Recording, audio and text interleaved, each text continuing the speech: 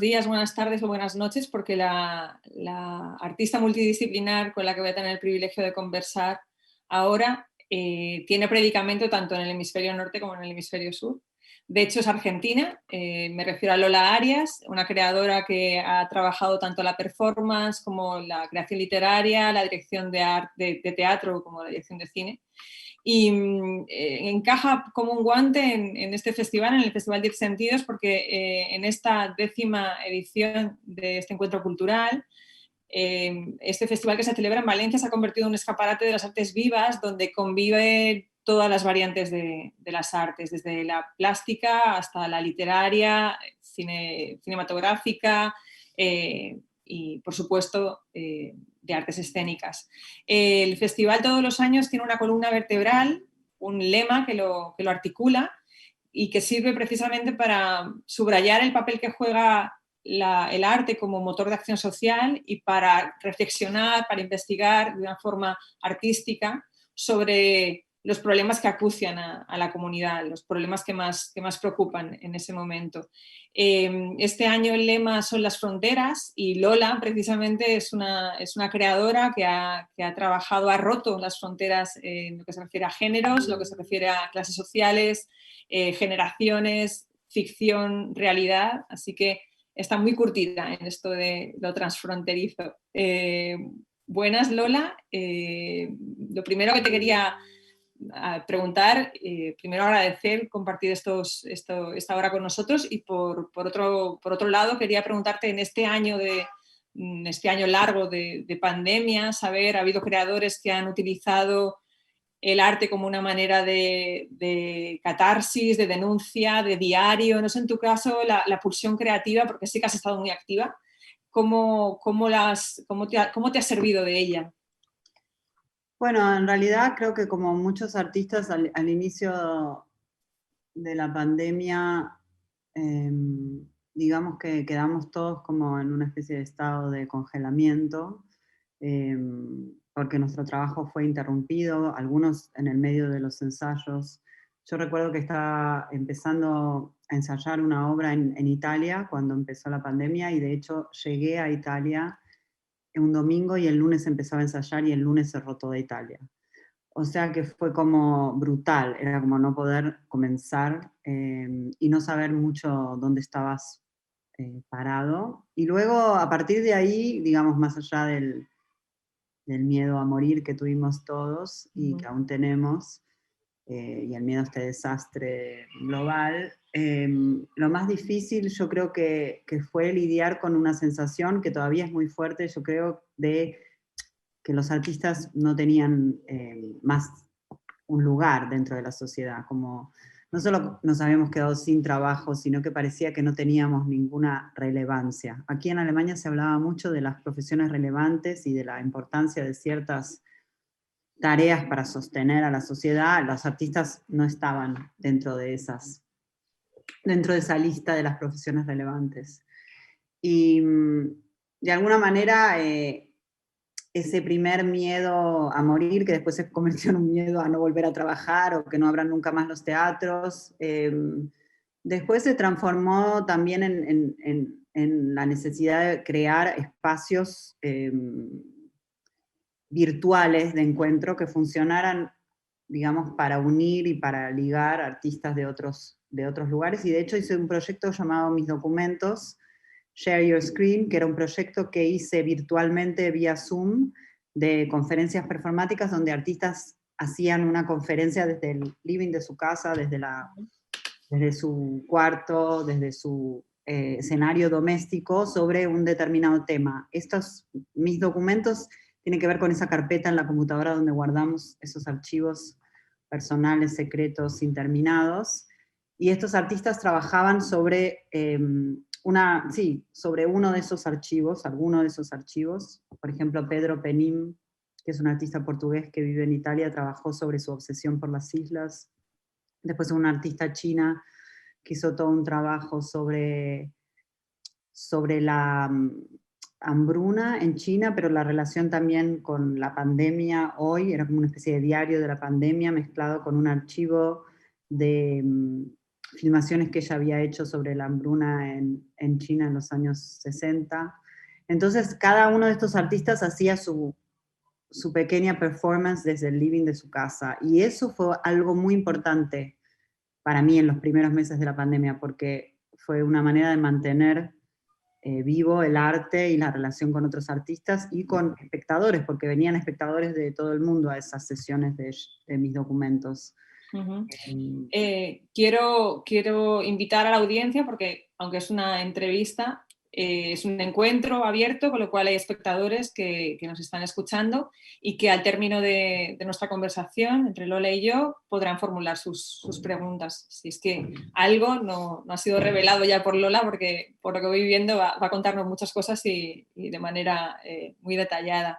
Yo quería precisamente ahora aprovechar para glosar su trayectoria. Lola es un referente internacional del teatro documental, ha sido traducida a más de 7 idiomas, sus obras han sido presentadas en ciudades y en teatros, festivales de todo el mundo. Y su trabajo, como os he comentado, es un teatro que va entre la ficción y el documental. Hubo un momento, que luego ella puede profundizar, un momento crucial en esa trayectoria, que fue cuando hizo la trilogía, una trilogía en la que subía un bebé al escenario, y ese bebé, al incorporarlo inesperado, el aquí y ahora, fue cuando lo real irrumpió y por lo visto le robó el corazón en términos creativos a nuestra artista. De sus obras a mí hay 4 que me gustaría destacar. Una de ellas es Mi vida después, en la que 6 jóvenes reconstruían su juventud, bueno, la juventud de sus padres en los años 70 a partir de casetes, de ropa usada, de cartas, de fotos. También quiero destacar El año en que nací, que está hecho a partir de las biografías de jóvenes chilenos que nacieron durante la dictadura. Campo Minado, donde ha reunido a 12 veteranos de la guerra de Malvinas, 6 ingleses y 6 argentinos. Y Futureland, que le ha dado un formato de videojuego para hablar de la vida de 8 menores no acompañados que llegaron a Alemania en busca de refugio, de asilo, y procedentes de Bangladesh, de Guinea, de Siria y de Afganistán. No sé si Lola nos puede poner un fragmento de ese montaje que me parece muy interesante en su trayectoria y en el que ahora profundizaremos. Sí, podemos compartir pantalla, pero antes me gustaría, completando lo del proyecto que hice durante la pandemia, mostrar un pequeño videíto que mientras hablaba pensé en mostrar, de cómo eran estas conferencias performáticas que estuve curando durante la pandemia, porque de alguna manera fue un proyecto muy importante para mí de cómo generar como otros formatos, que es una cosa que muchos artistas de teatro nos preguntamos en este momento, ¿no? Cómo trabajar afuera, digamos, generar espacios dentro del espacio de nuestra casa, generar un otro espacio, un espacio virtual. Voy a compartir un pequeño video y luego podemos hablar de Futureland. Un momentito, que quiero hacerlo bien. Bueno, ahí no lo hice tan bien, pero ahí va.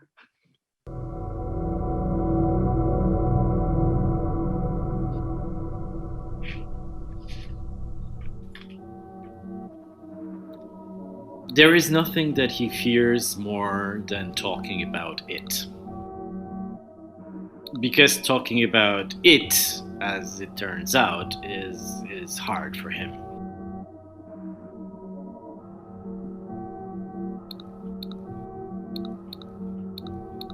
It has always been a sort of secret, and it might also be a kind of an issue. And because there are only 3 people in the world who know about it. Well, I mean, now there is more.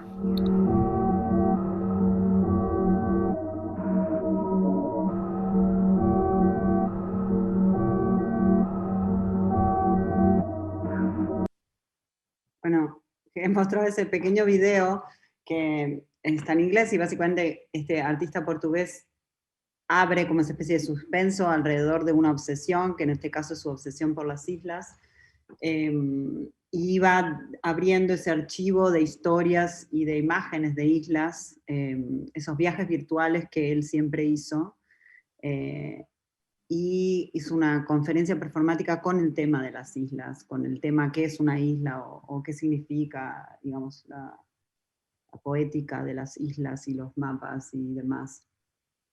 Y era muy lindo esa relación que él empezó a tener con la cámara, además de escritor y director, Pedro Penín es actor.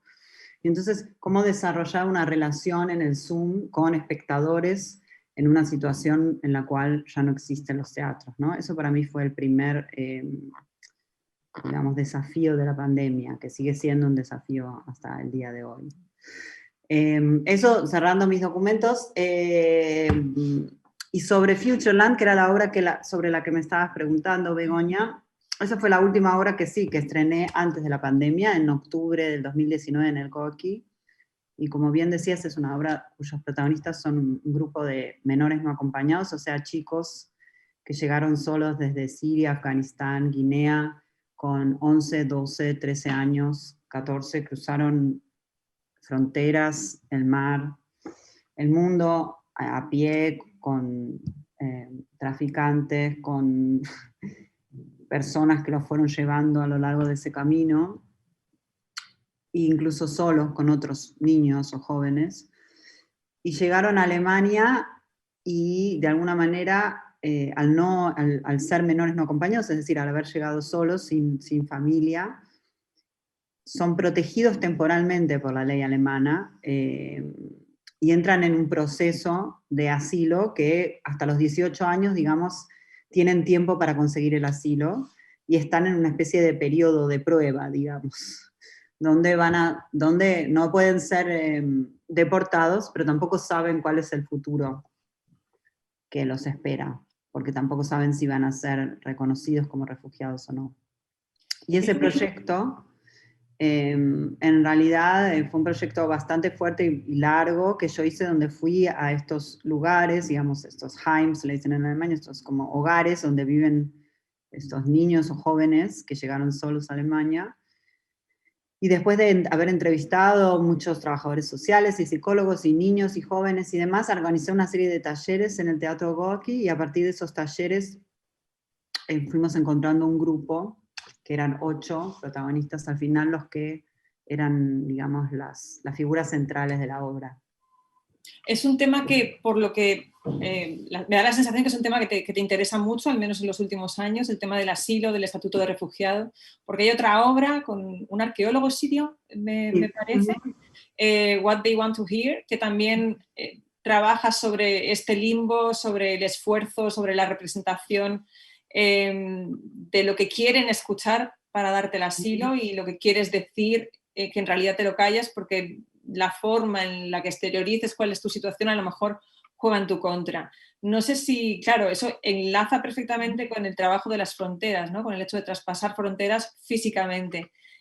No sé si es algo que hacia lo que sientes ciertas sensibilidades de que te fuiste a vivir a Berlín, o es algo que venía de antes. Bueno, en realidad hace mucho tiempo hace muchos años, ya hace, sí, diría más de 10 años que yo, digamos, trabajo en muy distintos contextos, digo, tanto en Buenos Aires como en Alemania, como en Sao Paulo, como, no sé, en Singapur, cuando hice una obra con camas de hotel en Singapur, o sea, que mi trabajo trabaja en distintos contextos sociales, políticos,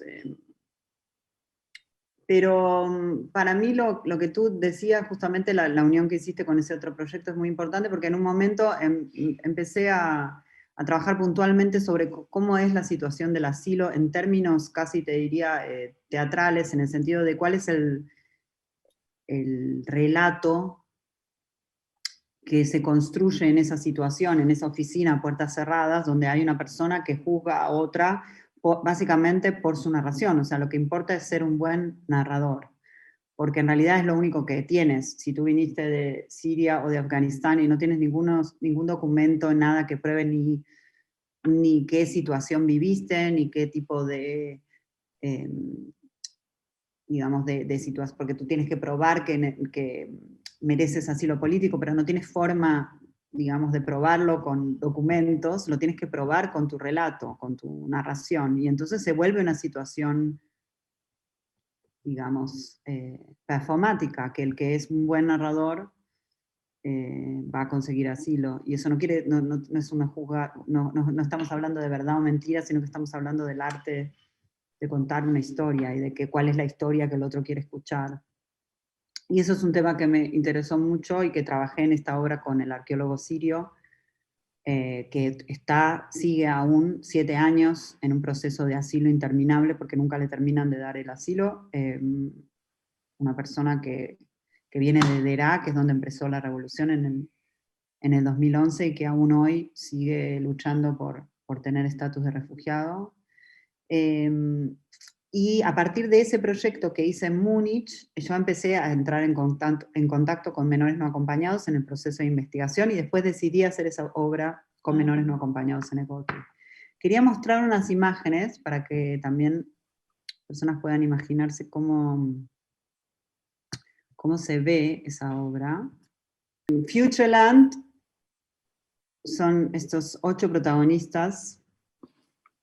Algunos de ellos, por ejemplo, Mohamed vino con 11 años a Alemania.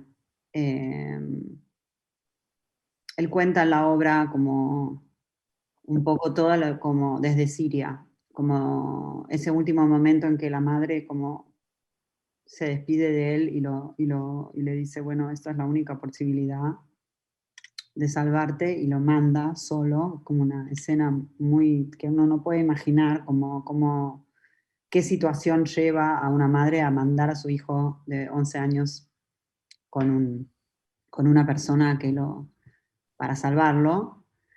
Esa es la historia de Mohamed, pero bueno, la historia de Mamadou desde Guinea es una historia también de alguien que viene escondido adentro de un buque de carga y aterriza en Alemania sin saber bien dónde está. Y básicamente durante toda la obra lo que se ve es esta especie de proceso por el que pasan estos niños, porque cuando llegan son niños, ahora son como teenagers, en la cual son evaluados constantemente, escaneados, yo diría, por todo el aparato estatal de Alemania, que los va como haciendo pasar una serie de pruebas. Cuando estábamos en los ensayos de esta obra, de hecho, en un momento nos dimos cuenta que teníamos que encontrar una forma de narrar esta historia que fuera cercana a cómo estos chicos experimentaban su realidad, o cuáles eran las formas de narración que ellos usaban, y decidimos hacer un videogame. En realidad la obra es como una serie de avatares que interactúan con ellos a lo largo de toda una serie de escenas. Estos avatares representan los trabajadores sociales, los traductores, los empleados de las oficinas a los que van, los maestros, y ellos están como pasando niveles en un videogame. Y esto vino del hecho de que todos los chicos cuando estábamos haciendo el workshop jugaban a un juego que se llama PUBG, que es un juego de videogame, donde una serie de personas aterrizan en una isla. De alguna manera era como que los sobrevivientes, que eran ellos mismos, jugaban un juego de supervivencia, y a partir de eso decidimos hacer la obra. De hecho, la obra empieza con este pequeño video que les voy a mostrar, que aparece aquí, que es como una especie, digamos, una traducción de un poco del juego que ellos juegan, que es este juego de un grupo de personas llegan en un avión a una isla, y solo uno va a sobrevivir. Y estos son como avatares de ellos, de los protagonistas de la obra, que fueron diseñados por un diseñador de videojuegos increíble con el que trabajé, junto con una artista visual. Y básicamente fuimos desarrollando a partir de las historias de ellos y sus recuerdos y sus experiencias, toda una serie de reconstrucciones en 3 dimensiones de muchas de las situaciones que ellos vivieron, sobre todo en Alemania, ¿no? Hay como algunos momentos que es flashbacks, pero básicamente es como un poco reconstruir las situaciones que vivieron desde que llegaron. Muy estimulante. Te quería comentar, claro, aquí estás trabajando sobre el presente, sobre aspectos de la realidad actual, pero también trabajas mucho sobre las heridas del pasado. Y cuando hablo de las heridas del pasado me refiero, por ejemplo, a Campo Minado, que ya la he nombrado anteriormente, y hubo una entrevista que te hicieron, no recuerdo si era en La Nación, en la que hablabas de cómo el teatro lo que te permitía era que desaparecieran los territorios, ¿no? Que cuando tú subías sobre el escenario a 6 veteranos ingleses y 6 veteranos argentinos, ya no pertenecían a una nación en concreto, sino que pertenecían al escenario, que se convertía como en el territorio de representación de lo que han sido los conflictos entre ellos y un poco el encuentro, a pesar de lo que puedan sentir de rechazo hacia el otro, de haber compartido juntos una serie de estrés postraumático, de experiencias vitales durante la guerra. Me gusta mucho ese ejemplo, pero también el de Atlas del Comunismo, ¿no? En el que trabajaste, creo que era con 8 mujeres, ¿eran 8?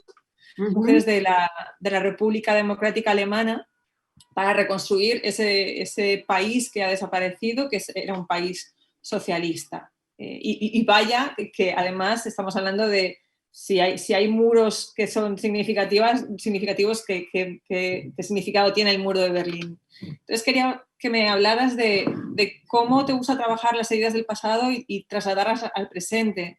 No sé si también para precisamente labrarnos un futuro mejor al cerrar esas heridas. Bueno, me parece que lo que tú decías de ese territorio común, que el teatro o el espacio del arte puede ser un lugar otro donde crear una comunidad de alguna manera utópica, una comunidad que no existe afuera, que solo existe ahí adentro. Ese territorio común que no está en ningún país, que es el escenario, digamos, que es como un espacio fuera del espacio. Fue muy importante generar eso para lograr que, en el caso de la obra Campo Minado, que tenía como protagonistas 3 veteranos ingleses y 3 argentinos, fue muy importante lograr ese espacio para que estas personas se encontraran en un lugar que no fuera un lugar de conflicto, un lugar, como diríamos, el teatro de la guerra, que se dice, ese espacio donde se lleva a cabo la batalla, sino un espacio común, un espacio de poder pensar sobre el pasado, de poder reconstruir la propia historia, el poder escuchar al otro. Ese proyecto me llevó 2 años de investigación y de entrevistar veteranos primero ingleses y después argentinos. Bueno, la Guerra de Malvinas es una guerra que sucedió en 1982, en el final de la dictadura militar, que fue una guerra que fue hecha, digamos, con un objetivo político que era salvar de alguna manera la dictadura que venía en caída, digamos, de popularidad, para llamarlo de algún modo, y también fue una obra que para Thatcher, digamos, una guerra que para Thatcher significaba también una posibilidad de dar vuelta a una situación política muy complicada, y de hecho gracias a que ganó la guerra de Malvinas fue reelecta en el 83. Entonces es una guerra que tiene como un sentido muy profundo, aunque sea una guerra muy pequeña, para ambos países. Y también es un territorio que aún hoy está en disputa. Entonces era muy difícil lograr juntar a estos antiguos veteranos para reconstruir esta historia común. De hecho, me gustaría mostrar un videito que muestra cómo fueron los primeros encuentros con ellos.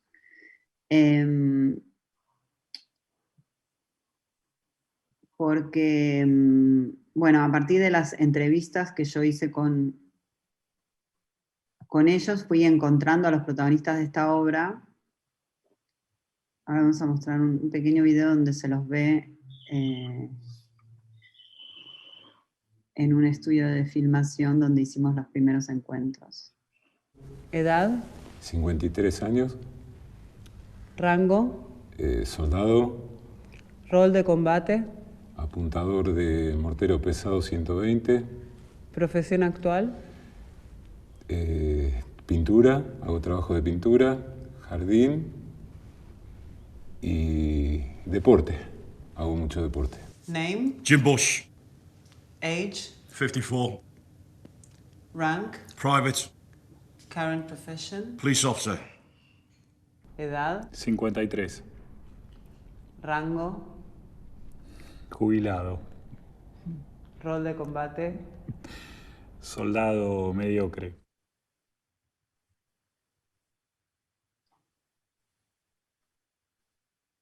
Esto es una manta de la que usábamos, un pullover que encontré en nuestras posiciones.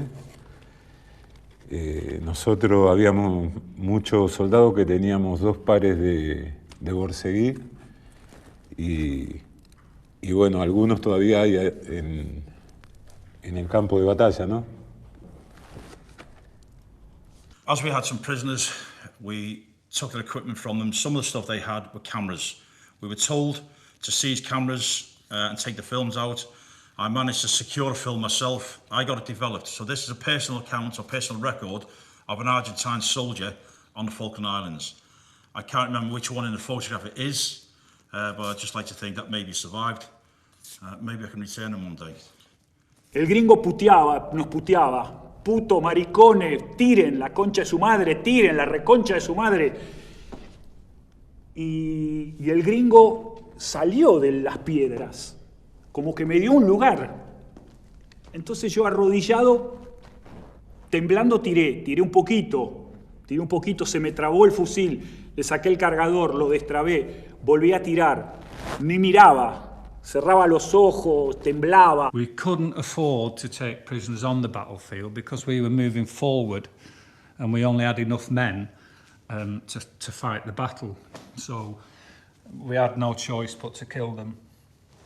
And because we were so hungry during the battle, we started with nothing in our stomachs. So what we actually did, we went into the trenches and all the Argentinian soldiers had were tins of corned beef. So we jumped into the trenches, sat on the Argentinians and ate the corned beef. And to this day, I've never touched a tin of corned beef because it reminds me of killing people. So Bueno, ahí lo interrumpo porque es un poquito más largo.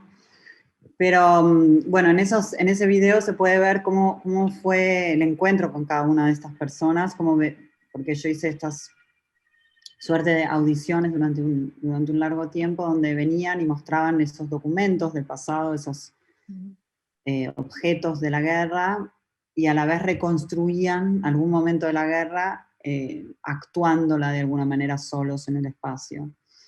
Y eran muy fuertes las historias y los recuerdos que venían, ¿no?, del pasado, pensando que es una guerra que ocurrió en el 82 y que estas personas ahora tienen, en las finales de los 50 o 60 años, de alguna manera habían ido a la guerra con 19, 20, 21 años, y ahora eran hombres cuyo recuerdo de la guerra no los abandonaba, ¿no? Están siempre ahí. Ajá. Y has comentado, claro, cómo es tu trabajo de documentación, cómo te encuentras con estos chavales no acompañados, cómo te encuentras con los veteranos. ¿Cómo es ahora el proceso creativo? Porque imagino que será a través de Zoom. ¿Cómo ha cambiado tu proceso de producción ahora mismo, de creación, perdona? Sí, bueno, es un momento extraño en ese sentido. Por ejemplo, la última obra que hice en Italia, Lingua Madre, es una obra sobre la reproducción en el siglo XXI. Es una obra sobre maternidad, pero es una obra en la que se habla sobre distintas personas que cuestionan un poco cómo, o que se preguntan, o que luchan para tener una familia, o para no ser madre. O sea, la obra es como, son 9 protagonistas, y una persona es una persona trans que fue hizo una transición de mujer a hombre, que quiere ser reconocida como hombre y madre. Hay otra persona que es una médica lesbiana que tuvo hijos con su pareja junto con un amigo, y justamente tienen un problema legal de reconocimiento de la maternidad de los hijos. Después hay otra mujer que habla sobre los tratamientos de fertilidad asistida, de todos los tratamientos que hizo. Hay otra madre migrante que habla del proceso de dejar hijos en Camerún y venir a Italia y producir hijos para generar el asilo de su pareja. O sea, todas historias muy complejas sobre la dimensión política, digamos, de la reproducción y de la maternidad en el mundo contemporáneo. Y todas esas entrevistas, por ejemplo, para esa obra, fueran hechas, una parte no fue antes de la pandemia, fue hecha presencialmente en Bolonia, pero otra parte fue hecha por Zoom, que es una cosa muy extraña también, digamos, como pasar a entrevistar y a tener como una relación con los protagonistas virtual. Pero por lo menos existía, digamos, podíamos seguir trabajando, podíamos seguir pensando sobre sus historias y sobre la obra a distancia. Es que vaya paradoja estamos viviendo, ¿no? Antes estábamos hablando de cómo Valencia está perimetrada, de cómo todos los países se han ido replegando sobre sí mismos, y al mismo tiempo ha sido una eclosión de las videollamadas, del contacto virtual. Claro, no sé, cuando tú creas ahora mismo, si creas pensando en qué contexto van a recibir esa obra tus espectadores, porque quizás no va a ser en la sala de un teatro, sino que va a ser en un formato virtual, como en el caso de mis documentos. Si piensas en qué idioma lo van a recibir, si de mañana, tarde o noche, ¿es algo que te condiciona a la hora de crear o no? Depende, creo que hay como obras que hice específicamente para el formato virtual, como mis documentos, y realmente estaba pensando, bueno, quiero hacer un proyecto que no tenga nada que ver con una obra en un teatro en vivo y la presencia de los performers y los espectadores, pero Lingua Madre, el proceso fue hecho parcialmente en forma virtual, pero no es una obra para... De hecho, decidí no estrenarla vía streaming, o sea, la ensayamos hasta noviembre, hasta diciembre, que era nuestra fecha de estreno, no se pudo estrenar, hicimos un video, pero no lo estrenamos, estamos esperando a que se reabran los teatros en Italia para estrenarla, porque no es una obra, es una obra que justamente es como una serie de personas que vienen al escenario a discutir sobre esos temas que son supuestamente tan íntimos y tan personales y tan como subjetivos, pero en realidad son tan políticos. Y para mí tenía sentido que esa obra se diera en un teatro cuando se produjera ese encuentro entre esas personas contando esas historias, como reconstruyendo esas historias, y espectadores que estuvieran ahí, no algo virtual, en el caso específico de esta obra. Por eso creo que cada proyecto también te va pidiendo distintas cosas, y de alguna manera para mí el espacio del teatro como espacio de encuentro no es algo a lo que ya me resigné a no volver a tener, sino que estoy como trabajando para poder volver a hacer una obra en teatro. ¿Qué ventajas, si es que le puedes encontrar alguna, ha tenido el tener alguna de tus obras? Porque sé que Campo Minado sí que la subiste a Vimeo, antes estuvo en Buenos Aires, subida online. ¿Qué te ha supuesto el hecho de que tu obra pueda ser vista por todo el mundo?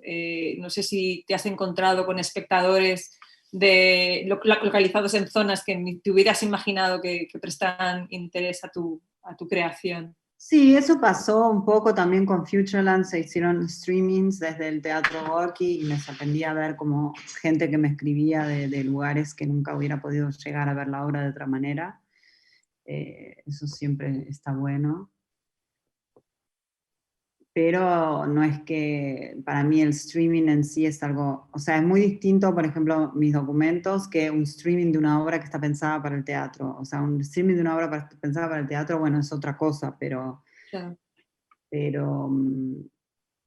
si trabajo en forma virtual me interesa que ese sea el medio y que el proyecto esté pensado para ahí. Más allá de que está bueno que lo pueda ver alguien que de otra manera no lo podría ver, la experiencia no es la misma, no es reemplazable. Estoy de acuerdo. Claro, a mí me crea ciertos sentimientos encontrados el hecho de que es verdad que vivimos en un mundo global que está dividido por territorios, donde existen fronteras, muros infranqueables, pero tenemos este acceso, esta hiperconexión, esta capacidad de estar online prácticamente en todas partes del mundo. ¿Tú crees que puede también este mundo globalizado afectar esa uniformización de nuestras sociedades a la singularidad de las culturas, de las costumbres, al hecho de que seamos comunidades únicas en nuestra idiosincrasia? No, la verdad que no creo que nos convirtamos todos en lo mismo, no. En relación me quedé pensando en lo que habías dicho antes sobre la obra de Atrás del comunismo y los territorios. Yo creo que en un punto, para mí, el teatro, además de esta especie de territorio común fuera del espacio, también es un lugar de viaje en el tiempo, ¿no? La posibilidad de traer al presente el pasado, a través de personas que realmente han vivido experiencias radicales en la historia de nuestro mundo, de nuestra sociedad. Y en el caso para mí de Atlas del comunismo, por ejemplo, era muy interesante la idea de reconstruir la historia de un país que ya no existe más, porque realmente la RDA fue un país adentro de un país que desapareció y que solo quedan, digamos, sí, los restos de un muro, que todavía están ahí, pero también las historias de esas personas y las experiencias que esas personas vivieron en ese tiempo. Y en el caso de Atlas del comunismo, si bien no tenía el desafío como en Campo Minado de juntar personas de distintos países con una distinta lengua y que combatieron unas con otras, juntar a las protagonistas a les protagonistas, porque también había un chico, de Atlas del comunismo, fue también unir personas que venían como realmente como de posiciones opuestas aún de un mismo país, ¿no? En el caso, ahora voy a mostrar un poquitito cómo era la obra también. En el caso de Atlas del comunismo, los protagonistas, les protagonistas, eran personas que habían ocupado una posición muy diferente adentro de la RDA.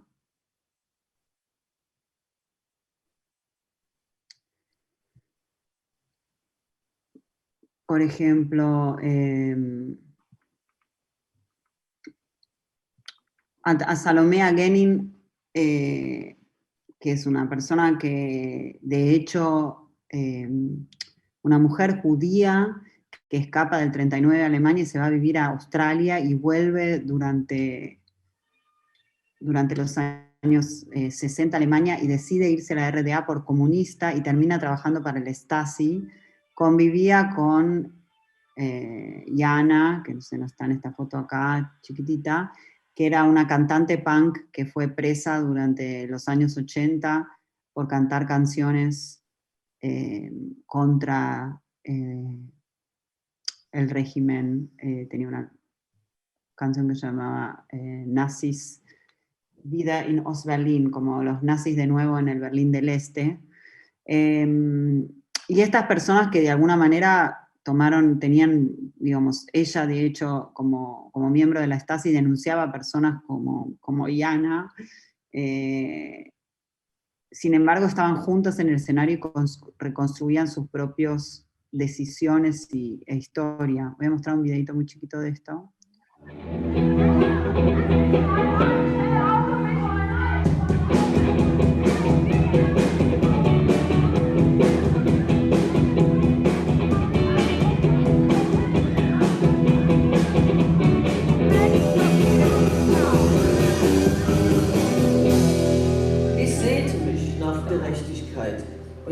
dachte, dass es im Sozialismus das geben wird. Ich hatte eine Kinderkassette, Zirkus Lieder, da habe ich mal lauthals mitgesungen. Teilen macht Spaß. Aber stell dir mal vor, alle Menschen haben gleich viel und alle entscheiden, was hergestellt wird und wie viel jeder bekommt. Eines Morgens, wir schliefen noch, klopfte es. Wir hätten mitzukommen zur Klärung eines Sachverhalts. Ich wurde verurteilt. Bueno, ahí ella cuenta, está en alemán, no tiene con subtítulos, por eso lo interrumpo. Cuenta un poco su historia como cantante punk y la otra cuenta como su historia dentro de la Stasi. Después se van reconstruyendo escenas y situaciones que cada uno vivió.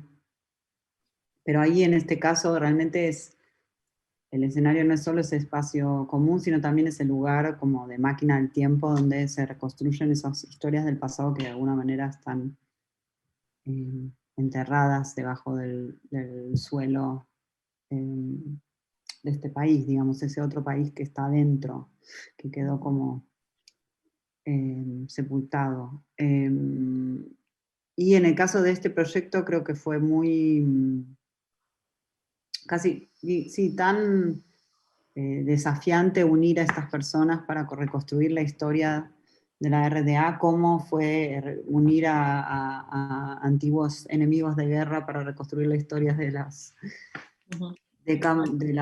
de la guerra de Malvinas, digamos. Te voy a hacer una última pregunta y luego dejaremos paso a los espectadores. Te quería preguntar, hablando de pasado y de presente, ¿qué barreras has ido superando con el paso del tiempo? ¿Qué fronteras has franqueado como artista? Porque yo he nombrado el hecho de que pasaras a esa mezcolanza entre ficción y realidad, el hecho de trabajar con diferentes generaciones, de mezclar géneros, pero no sé si quieres profundizar sobre alguna de ellas, que ha sido para ti un reto y que hayas conseguido franquear. Sí, no sé si creo mucho en la idea de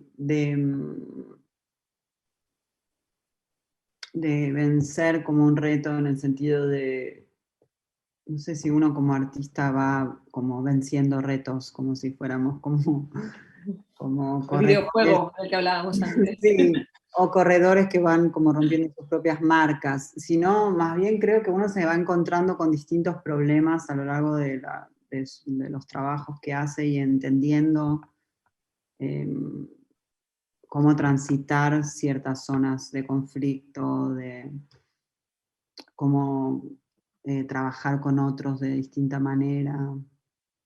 Creo que a lo largo de los años espero haberme vuelto cada vez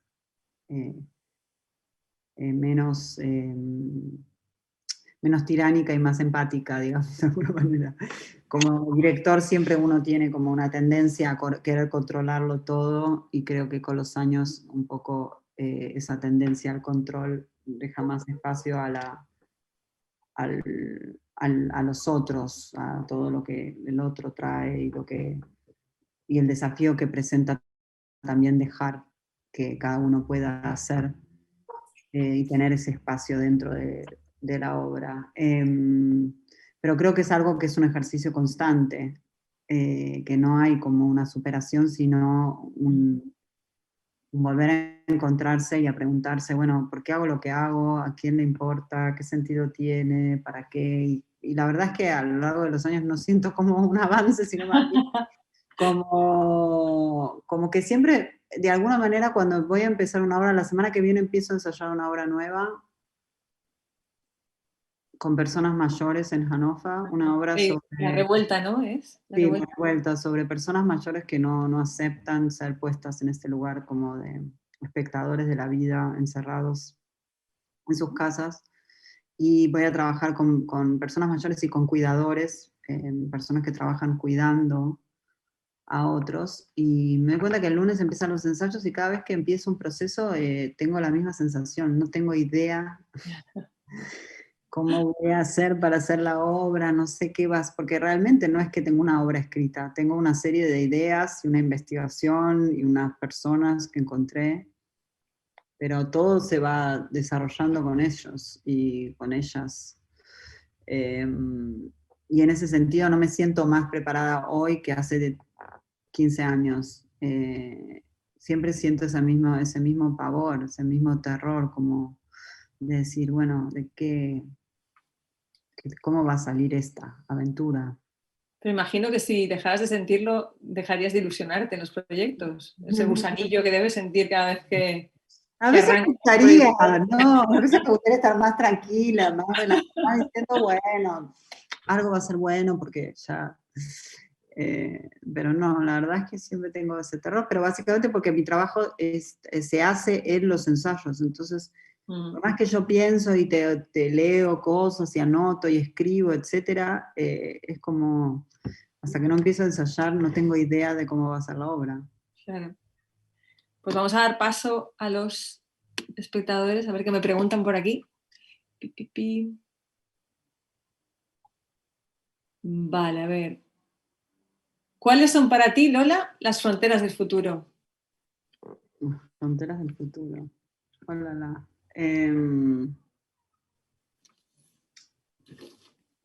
No sé, yo creo que las fronteras del presente están siendo como muy aterradoras, en el sentido de que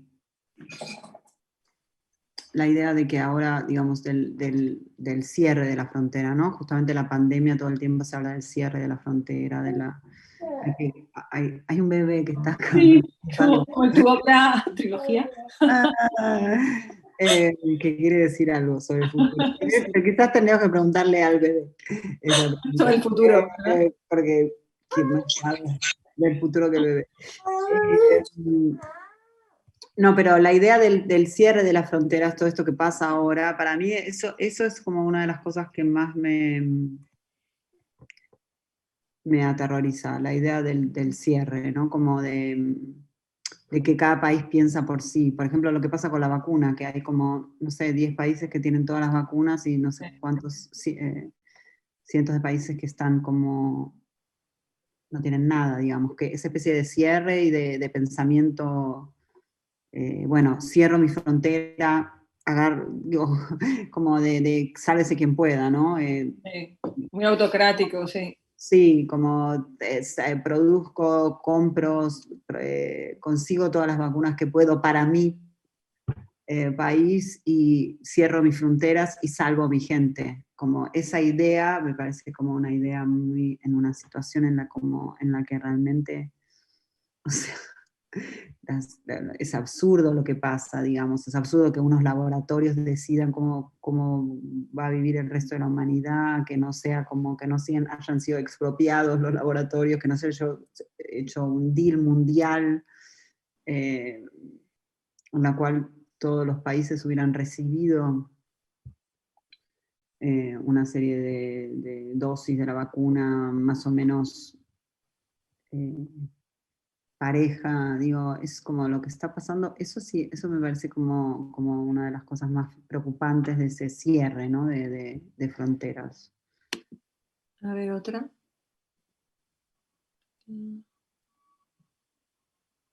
¿Qué formato te gustaría trabajar que todavía no pudiste explorar? Qué buena pregunta.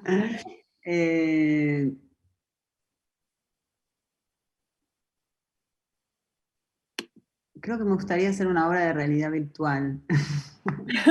Este formato todavía no lo exploré y me parece como algo como que me interesaría. Después de haber trabajado con diseñadores 3D en toda la obra de Futureland y todo, empecé a pensar, bueno, a ver cómo es crear un mundo que solo existe virtualmente, ¿no? Como no diseñado. Como pasé muchas horas con este diseñador 3D, como definiendo como el espacio, cómo iba a verse Futureland, que es ese espacio virtual en donde están los avatares que interactúan con los niños. Me di cuenta como que de repente estaba entrando en otra dimensión, ¿no? Literalmente. Y me interesaría ver cómo trabajar en esas otras dimensiones. Precisamente acerca del videojuego, hay un espectador que dice, comentabas que en uno de los proyectos habías trabajado en la creación de un videojuego desde la experiencia de haber formado parte del desarrollo de uno, ¿crees que los videojuegos, sobre todo en el terreno del juego online, podrían llegar a ayudar a diluir las fronteras entre los diferentes países? ¿Ya lo están haciendo? No lo sé. Sí. No, yo creo que más que nada a mí me interesaba el videojuego como universo, como a nivel como género, pero no me interesan los videojuegos como práctica, digamos. No soy un consumidor o una consumidora de videojuegos, no tengo esa práctica de jugar online, de jugar con otros. Puede ser que haya cosas más experimentales y geniales que se puedan hacer a través de los videojuegos, pero no sería algo que yo pienso, en lo que pienso, o que me interese específicamente. Claro, porque lo que decía es que él consideraba que establece un espacio común de entretenimiento que no depende de nada más que del gusto de cada uno o cada uno. Puede acercarnos a un entendimiento entre culturas y facilitar un diálogo sano. Esa era su opinión. A ver, sí que estará acostumbrado a jugar online. Sí. Como artista multidisciplinar, ¿qué te aporta cada una de las disciplinas? ¿Teatro, film, documental, poesía? No sé, yo siempre siento que trabajé entre las disciplinas. De hecho, yo me formé en literatura y de hecho lo primero que hice fue publicar un libro de poesía y después empecé a escribir teatro y después empecé a querer dirigir teatro y a hacer música y después entonces me hice una película, pero en realidad después, o sea, siempre fui como yendo de un lugar al otro y siempre un poco una outsider en cada lugar, porque nunca me sentí, digamos, creo que bueno, lo que más soy es directora de teatro, pero de alguna manera siento que siempre estuve entre las distintas disciplinas. Y ahí es donde me quedo más cómoda, en un lugar como entre las cosas. ¿Cómo es tu proceso creativo y cómo influye la sociedad ultrainformatizada en él?